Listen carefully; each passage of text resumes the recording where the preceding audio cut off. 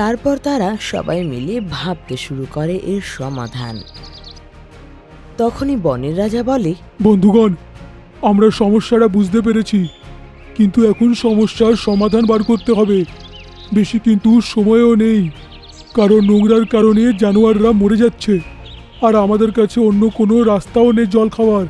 হ্যাঁ মহারাজ, আমরা সবাই এটাই ভাবছি যে এর কি সমাধান বার করা যায়।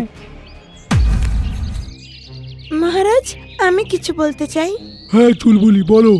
মহারাজ, আমার মনে হয় এই সমস্যার সমাধান বাবা গরিলাই করতে পারেন, কারণ তিনি এই জঙ্গলে সবথেকে পুরাতন এবং অভিজ্ঞ ব্যক্তি, আর তিনি সব সমস্যার সমাধান জানেন।